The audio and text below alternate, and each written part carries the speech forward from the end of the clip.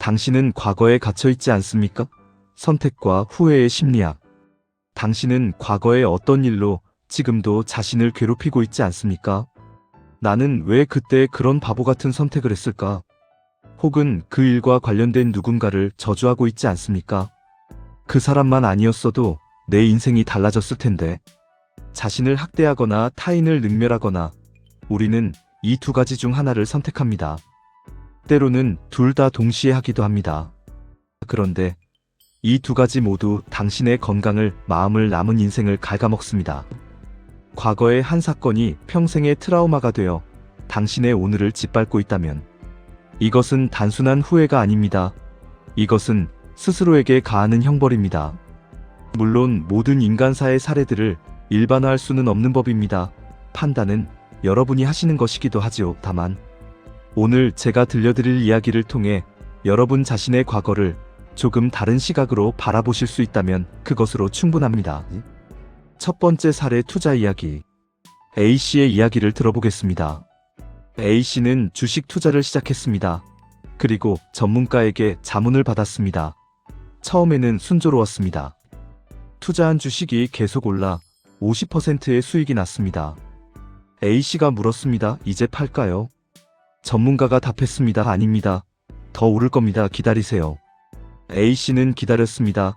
더 높은 곳에서 팔 수 있겠구나 기대했습니다. 60%, 70% 어쩌면 100%도 가능하지 않을까. 그런데 시장은 A씨의 기대대로 움직이지 않았습니다. 주가가 순식간에 내려앉기 시작했습니다. 50%였던 수익이 40%로 30%로 떨어졌습니다. 그리고는 오르락내리락을 반복했습니다. A씨의 마음은 롤러코스터를 탔습니다. 얼마 후 전문가가 말했습니다. 지금 팔아야 합니다. 20%에서 정리하세요. A씨는 당황했습니다. 50%였는데 20%라니. 하지만 더 떨어질까? 두려웠습니다. 할 수 없이 전문가의 말을 따랐습니다. 20%에서 팔았습니다. 그리고 며칠 후 주가가 폭등했습니다. 만약 그때 팔지 않고 기다렸다면 70%, 80%의 수익을 올릴 수 있었습니다. 심리적 갈등의 전개. A씨의 마음속에서 무언가가 끓어오르기 시작했습니다. 50%에서 팔 수 있었는데 나는 고작 20%에서 팔았어. 30%를 날렸어. 아니, 지금 주가를 보면 60%를 날린 거야.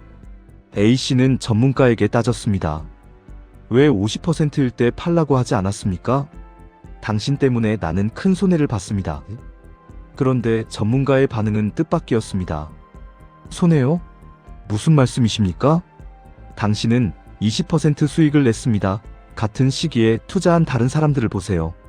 대부분 10%도 못 올렸을 때 팔았습니다. 어떤 사람들은 손해를 보기도 했습니다. 제가 당신에게 20%나 벌게 해드린 겁니다. 그런데 뭐라고요? A씨는 더욱 화가 났습니다. 이 사람이 지금 무슨 소리를 하는 거지? 20%가 대단하다고. 나는 50%를 벌 수 있었는데. 전문가도 억울했습니다. 평균 10%도 안 되는 시장에서 20%를 만들어냈는데 이 사람은 왜 불만인 거지? 50%는 그냥 순간적인 거였을 뿐이잖아. 실제로 실현된 수익은 20%나 되는데 말이야. 갈등의 심화, 장기적 영향. 이후 이와 유사한 매매가 몇 번 더 반복되었습니다. 항상 더 올라가는데 더 높은 곳에서 매도를 하지 못하고 늘 한 단계나 아니면 몇 단계를 거치고 아랫단에서 매도를 지시하는 편이었습니다. A씨는 밤마다 잠을 이루지 못했습니다. 내가 왜 전문가 말을 들어야 하는 걸까? 매수는 모르겠고 매도는 차라리 내가 전문가보다 더 낫지 않나 말이야. 나는 바보야. A씨는 자기 자신이 한없이 미워졌습니다. 거울을 볼 때마다 저 멍청한 얼굴이 보였습니다. 자신을 학대하기 시작한 겁니다. 동시에 전문가에 대한 증오도 커졌습니다. 그 사람만 아니었으면 그 사람이 나를 속인 거야. 실력이 있다고 큰 소리 치더니 결국 내 돈만 날렸잖아. A씨는 주변 사람들에게 그 전문가 욕을 하기 시작했습니다. 인터넷에 악플도 달았습니다. 전문가를 능멸하기 시작한 겁니다. 그렇게 1년이 지나고 2년이 지났는데도 사실은 주식 투자가 더 나아진 것도 아니었습니다. 하지만 그때의 기억은 강렬했습니다. 전문가는 왜 최고점에서 아니면 그 아랫단에서 매도를 하지 못한 걸까? 그런 아쉬움이 진하게 남아 있었습니다. 솔직히 까놓고 얘기해서 가장 수익을 많이 준 전문가인데도 말입니다. A씨는 여전히 그 일을 잊지 못했습니다. 새로운 투자 기회가 와도 또 속는 거 아냐 하며 주저했습니다. 건강도 나빠졌습니다. 스트레스로 혈압이 올랐고 불면증이 생겼습니다. 20%의 수익을 냈음에도 A씨의 인생은 그 일로 인해 망가지고 있었습니다. 두 번째 사례 재판 이야기. 이런 일은 법정에서도 똑같이 벌어집니다. B씨의 이야기입니다. B씨는 교통사고를 당했습니다. 중상을 입어 6개월간 병원 신세를 졌습니다. B씨는 변호사를 찾아갔습니다. 변호사가 서류를 검토한 후 말했습니다. 이 정도 사건이면 10억 정도는 받을 수 있을 것 같습니다. 과실 비율도 상대방이 훨씬 높고 후유증도 명확하니까요. B씨는 가슴이 뛰었습니다. 10억이라 그 돈이면 평생 고생 안 하고 살 수 있겠구나. 재판이 시작되었습니다. 하지만 생각보다 순조롭지 않았습니다. 상대방 변호사가 강력하게 반박했습니다. 의료 기록에 대해서도 다른 해석을 내놓았습니다. 과실 비율도 애초 예상과 달라졌습니다. 몇 달이 지난 어느 날 B씨의 변호사가 말했습니다. 상대방이 5억에 합의하자고 제안했습니다. 재판은 불확실합니다. 판사가 어떻게 판단할지 아무도 모릅니다. 자칫하면 3억도 못 받을 수 있습니다. 5억이면 나쁘지 않은 조건입니다. 합의하시는 게 좋겠습니다. B씨는 혼란스러웠습니다. 10억이라고 했잖아. 이제 와서 5억. 하지만 변호사의 말처럼 재판 결과가 불확실하다는 게 두려웠습니다. B씨는 5억에 합의했습니다. 그런데 얼마 후 B씨는 비슷한 사건의 판결문을 우연히 보게 되었습니다. 자신보다 경미한 사고인데도 8억을 받은 사례였습니다. B씨의 마음속에서 무언가가 폭발했습니다. B씨의 내면 갈등. 나는 10억을 받을 수 있었어. 아니, 최소한 8억은 받을 수 있었어. 그런데 고작 5억에 합의했다고 나는 3억을 날렸어. 아니 5억을 날린 거야. B씨는 자기 자신이 한없이 초라해 보였습니다. 나는 왜 그렇게 쉽게 겁을 먹었을까? 왜 변호사 말만 듣고 합의했을까? 나는 정말 멍청해. 동시에 변호사에 대한 분노가 치솟았습니다. 그 변호사가 나를 속인 거야. 처음부터 10억이 가능하다고 해놓고 나중에는 5억에 합의하라고 귀찮으니까 대충 끝내려고 했던 거 아니야. 실력이 없었던 거야. B씨는 변호사에게 전화했습니다. 따졌습니다. 변호사는 설명했습니다. 그 8억 판결은 특수한 경우입니다. 판사마다 판단이 다릅니다. 당신 사건은 5억도 잘 받은 겁니다. 평균적으로 비슷한 사건들은 3억에서 4억 정도 받습니다. 제가 잘 협상해서 5억을 받아낸 겁니다. 하지만 B씨는 납득하지 못했습니다. 평균이 뭐가 중요해? 나는 10억을 받을 수 있었다고 했잖아. 장기적 파괴. 그 후 B씨의 삶은 변했습니다. 5억을 받았지만 행복하지 않았습니다. 돈을 쓸 때마다 이게 10억이었어야 했는데 라는 생각이 들었습니다. 자기 자신에게 화가 났습니다. 나는 왜 이렇게 쉽게 속아 넘어가는 걸까? 나는 인생에서 늘 손해만 보는 사람이야. 변호사를 만날 때마다 치가 떨렸습니다. 주변 사람들에게 그 변호사 얘기를 하며 욕했습니다. 절대 그 변호사한테 가지 마세요. 사기꾼이에요. 스트레스로 B씨의 교통사고, 후유증이 더 악화되었습니다. 병원비가 더 나갔습니다. 가족들과도 사이가 나빠졌습니다. 짜증이 늘었기 때문입니다. 5억이라는 큰 돈을 받았음에도 B씨의 인생은 그 일로 인해 무너지고 있었습니다. 핵심 질문 던지기. 자, 여기서 질문을 드리겠습니다. A씨는 20% 수익을 냈습니다. B씨는 5억을 받았습니다. 둘 다 절대적으로는 이득을 본 사람들입니다. 그런데 왜 이들은 행복하지 않을까요? 왜 자기 자신을 학대하고 상대방을 능멸하게 되었을까요? 반대로 질문하겠습니다. 전문가는 정말 잘못한 걸까요? 변호사는 무능했던 걸까요? 전문가 입장에서 생각해 봅시다. 평균 10% 수익이 나는 시장에서 20%를 만들어냈습니다. 객관적으로 보면 훌륭한 성과입니다. 변호사 입장에서도 마찬가지입니다. 평균 3억에서 4억 받는 사건에서 5억을 받아냈습니다. 이것도 좋은 결과입니다. 그렇다면 누가 옳습니까? A씨가 옳습니까? 전문가가 옳습니까? B씨가 옳습니까? 변호사가 옳습니까? 행동경제학의 해답. 준거점 이론. 이 질문에 답하기 위해 우리는 인간의 마음이 어떻게 작동하는지 이해해야 합니다. 노벨 경제학상을 받은 심리학자 데니얼 카너먼과 아모스 트버스키가 발견한 것이 있습니다. 바로 전망 이론입니다. 이 이론의 핵심은 간단합니다. 인간은 절대적인 이익이나 손실을 보지 않는다. 특정한 기준점과 비교해서 이익과 손실을 느낀다. 이 기준점을 준거점이라고 부릅니다. A씨에게 무슨 일이 일어났을까요? 처음 A씨의 준거점은 투자 원금이었습니다. 처음 넣은 돈이 기준이었죠. 그래서 50% 올랐을 때 50%를 벌었다고 느꼈습니다. 그런데 50%를 본 순간 A씨의 준거점이 바뀌었습니다. 이제 50%가 새로운 기준이 되어버린 겁니다. 그래서 20%에서 팔았을 때 A씨는 이것을 20% 수익이 아니라 50%에서 30% 떨어진 것으로 느꼈습니다. 마치 30%를 잃어버린 것처럼 느껴진 거죠. B씨도 마찬가지입니다. 처음 변호사가 10억이라고 말한 순간 10억이 B씨의 준거점이 되었습니다. 그래서 5억을 받았을 때 5억을 받은 것이 아니라 10억에서 5억이 줄어든 것으로 느껴진 겁니다. 전문가들의 준거점. 그런데 전문가와 변호사는 전혀 다른 준거점을 가지고 있습니다. 전문가의 준거점은 시장 평균이었습니다. 다른 전문가들이 얼마나 벌어주는가가 기준이라는 거지요. 평균 10%니까 20%는 훌륭한 성과였습니다. 변호사의 준거점도 유사 사건의 평균이었습니다. 비슷한 사건들이 평균적으로 얼마를 받는가가 기준이었습니다. 평균 3억에서 4억이니까 5억은 좋은 결과였습니다. 같은 사건을 두고 완전히 다른 준거점으로 평가하고 있었던 겁니다. 심리학자 리처드 탈러의 통찰. 노벨 경제학상을 받은 또 다른 학자 리처드 탈러는 이것을 심적 회계라고 불렀습니다. 사람들은 머릿속에 보이지 않는 계좌를 만들어 놓고 돈을 각각의 계좌에 넣어서 관리한다는 겁니다. A씨는 머릿속에 내가 벌 수 있었던 돈 계좌를 만들었습니다. 거기에는 50%가 들어 있었습니다.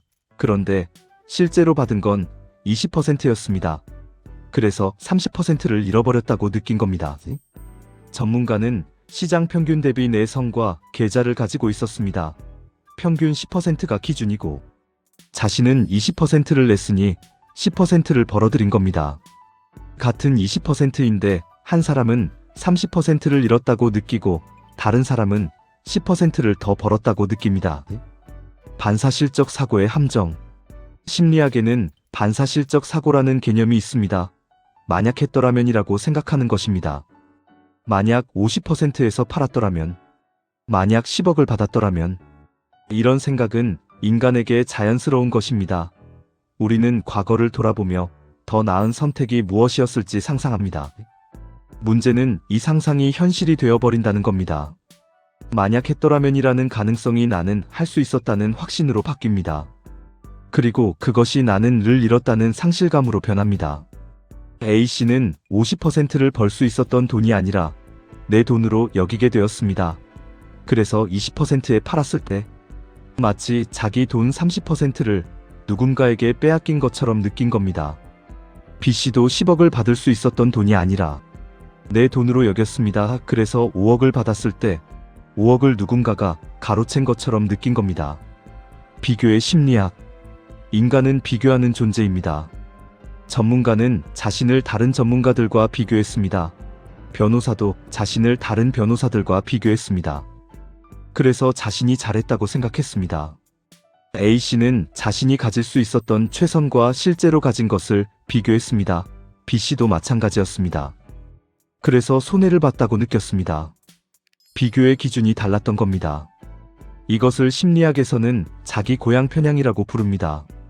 사람들은 자신에게 유리한 기준으로 비교하려는 경향이 있습니다. 전문가는 자신이 우월해 보이는 기준인 시장 평균을 선택했습니다. A씨는 자신이 피해자처럼 보이는 기준인 최고점을 선택했습니다. 둘 다 자신에게 유리한 방식으로 상황을 해석하고 있었습니다. 그렇다면 누가 옳은가? 이제 다시 질문으로 돌아가겠습니다. 누가 옳습니까? 놀라운 답변을 드리겠습니다. 둘 다 옳습니다. A씨가 50%를 놓쳤다고 느끼는 것도 틀리지 않았습니다. 실제로 50%였던 순간이 있었으니까요.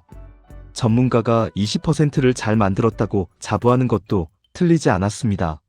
실제로 평균보다 높은 수익이니까요. B씨가 10억을 받을 수 있었다고 생각하는 것도 틀리지 않았습니다. 변호사가 그렇게 말했으니까요. 변호사가 5억을 잘 받아냈다고 생각하는 것도 틀리지 않았습니다. 실제로 평균보다 높은 금액이니까요.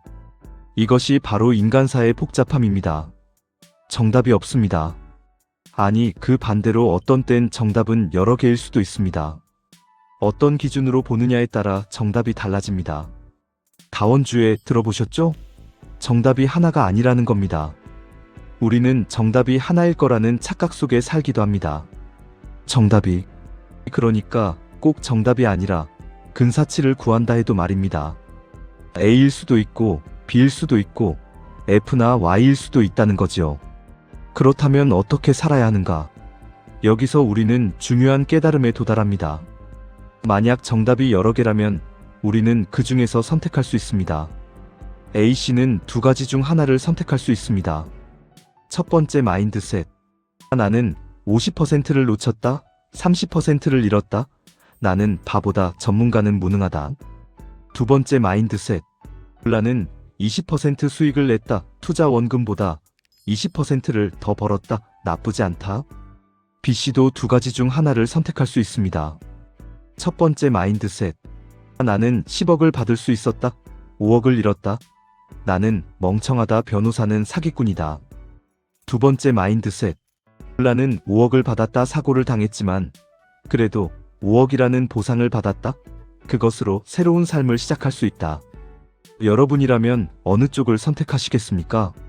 선택의 결과. 첫 번째 선택을 하면 어떻게 될까요?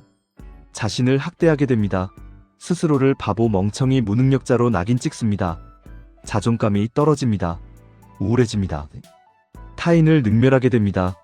전문가를, 변호사를 사기꾼, 무능력자로 몰아갑니다. 분노가 쌓입니다. 증오가 자랍니다. 건강이 나빠집니다. 스트레스로 혈압이 오르고 잠을 못 자고 소화가 안 됩니다.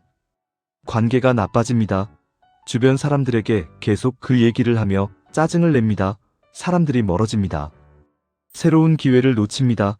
또 속는 거 아냐 하며 모든 것을 의심합니다. 도전하지 않게 됩니다.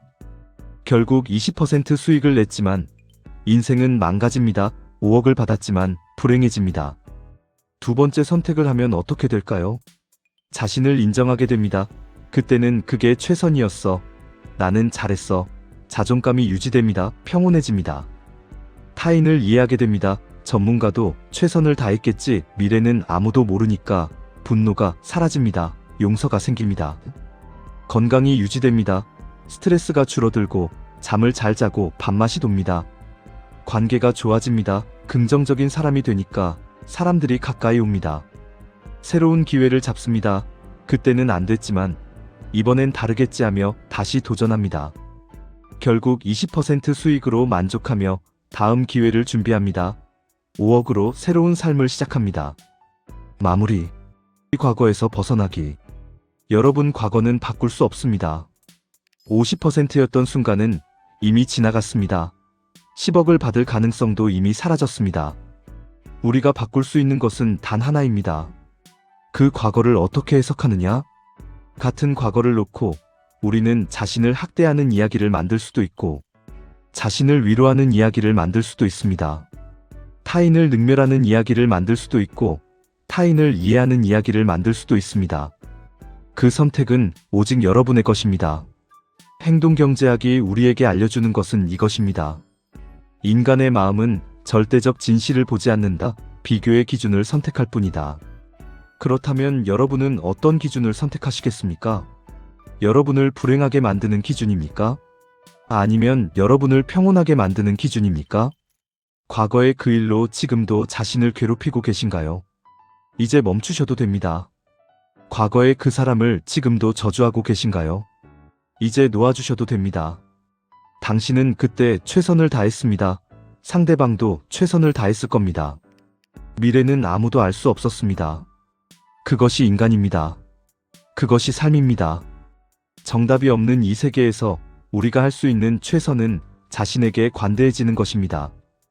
그리고 타인에게도 관대해지는 것입니다. 그것이 지혜입니다.